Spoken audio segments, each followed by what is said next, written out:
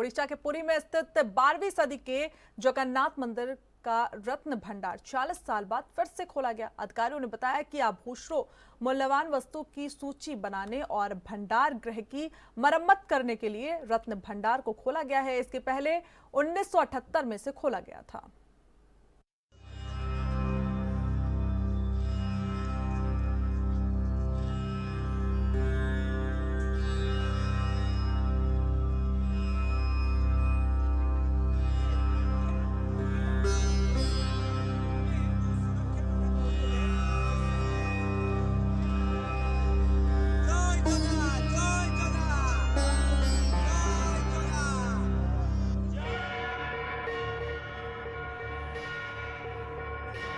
छियालीस साल बाद ओडिशा के पुरी में जगन्नाथ मंदिर का खजाना खोला गया। भक्तों में हमेशा उत्सुकता रही कि भगवान जगन्नाथ के रत्न भंडार में ऐसा क्या जिसे अभी तक छुपा कर रखा गया, जो अभी तक उनके सामने नहीं आ पाया था। इस दौरान भंडार गृह में सरकार के प्रतिनिधि, एएसआई के अधिकारी, मंदिर समिति के गजपति महाराज के प्रतिनिधि समेत 11 लोग मौजूद रहे। सरकार रत्न भंडार में मौजूद कीमती सामानों की डिजिटल लिस्टिंग करेगी, जिसमें उनके वजन और निर्माण जैसी डिटेल होंगी। रत्न भंडार से निकले बड़े बड़े संदूक। रत्न भंडार के खुलने के बाद जगन्नाथपुरी मंदिर के बाहर जब लकड़ी के बड़े बड़े संदूक लाए गए तो भक्तों की भारी भीड़ जय जयकार कर उठी। दशकों बाद आखिरकार भगवान के बेशकीमती खजाने का रहस्य जो खुलने जा रहा था, इन्हीं संदूकों में भरकर भगवान जगन्नाथ के खजाने को रत्न भंडार से बाहर लाने की तैयारी। वो रत्न भंडार जिनमें अरबों की अकूत दौलत भरी पड़ी है, जिसमें बेशकीमती हीरे जवाहरात और सोने चांदी भरे पड़े हैं। मंदिर के आसपास सुरक्षा के भारी इंतजाम। सालों चली लंबी प्रक्रिया के बाद आखिरकार खजाने को खोलने की प्रक्रिया शुरू हुई तो लगा जैसे भगवान के रत्न भंडार के साथ साथ रहस्यों का खजाना भी खुलने जा रहा है।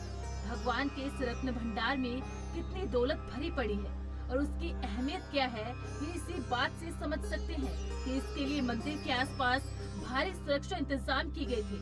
ऐसी सुरक्षा व्यवस्था कि परिंदा भी पर न मार सके। कैसे शुरू हुई रत्न भंडार खोलने की प्रक्रिया। रत्न भंडार को खोलने से पहले रस्म अदा की गई, जिसमें खजाने की मालिक देवी बिमला और देवी लक्ष्मी की मंजूरी ली गई। अंत में इसके देखभाल करता भगवान लोकनाथ की मंजूरी ली गई। समिति के सदस्यों ने दोपहर 12 बजे पारंपरिक पोशाक में मंदिर में प्रवेश किया। इसके बाद उन्होंने सारी रस्मों को पूरा किया। खजाना खोलने से पहले लकड़ी के 6 बड़ी बड़ी और भारी भरकम संदूक मंगवाए। ये संदूक इतने भारी थे कि एक संदूक को उठाने के लिए 8 से 10 लोगों को लगना पड़ा।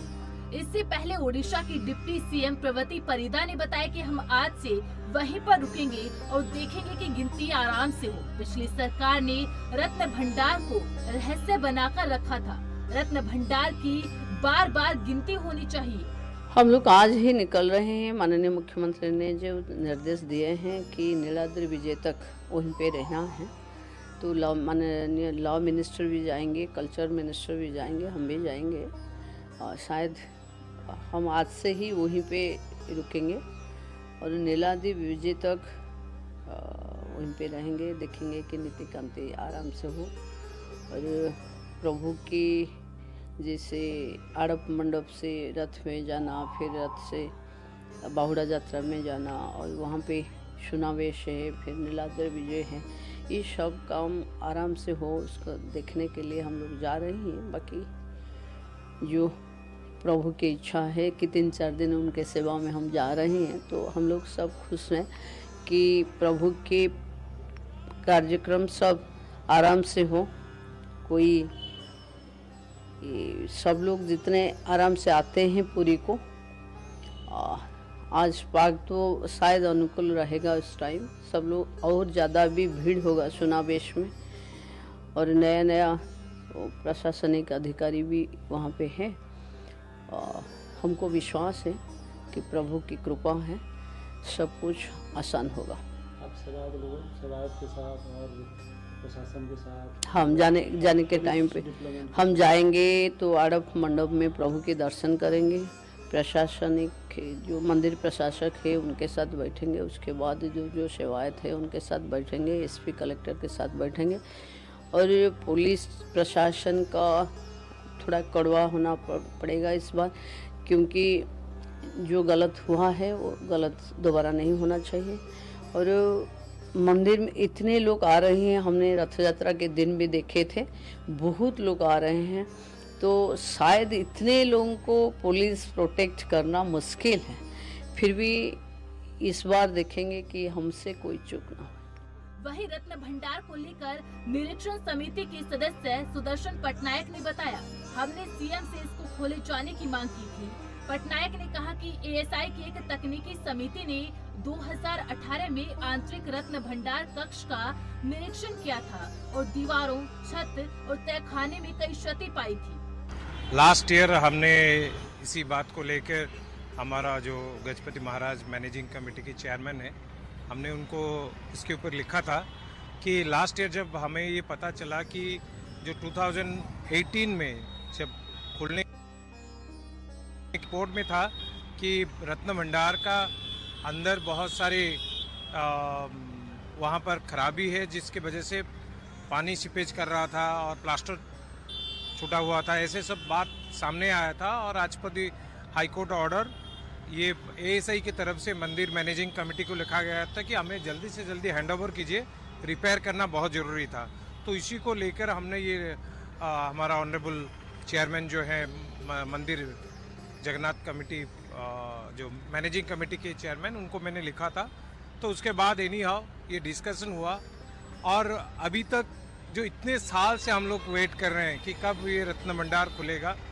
और बेसिकली जो लास्ट टाइम हमारा प्रेजेंट गवर्नमेंट ने जो डिसीजन लिया है, और उसमें मेरा पूरा विश्वास है जो संभव हुआ, क्योंकि पहले तो संभव नहीं लगता था कि रत्न भंडार खुलेगा, ये तो हम लोग भी बचपन से सुनते आ रहे थे।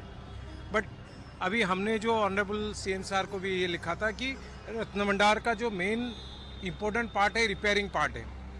अभी वही रिपेयरिंग पार्ट ही सबसे ज़्यादा सरकार की तरफ से इम्पोर्टेंस दिया गया है और सरकार की तरफ से पूरा एसओपी तैयार किया गया है। दरअसल आपको बता दें, 4 धामों में से एक जगन्नाथ मंदिर का निर्माण 12वीं शताब्दी में हुआ था। इस मंदिर में एक रत्न भंडार है। कहा जाता है कि इसी रत्न भंडार में जगन्नाथ मंदिर के तीनों देवताओं भगवान जगन्नाथ, बलभद्र और सुभद्रा के गहने रखे गए। कई राजाओं और भक्तों ने भगवान को सोने चांदी के गहने और बेशकीमती रत्न चढ़ाए थे। उन सभी को इस रत्न भंडार में रखा जाता है। इस रत्न भंडार में मौजूद जेवरात की कीमत बेशकीमती बताई जाती है। आज तक इसका पूरी तरह मूल्यांकन नहीं किया जा सका है।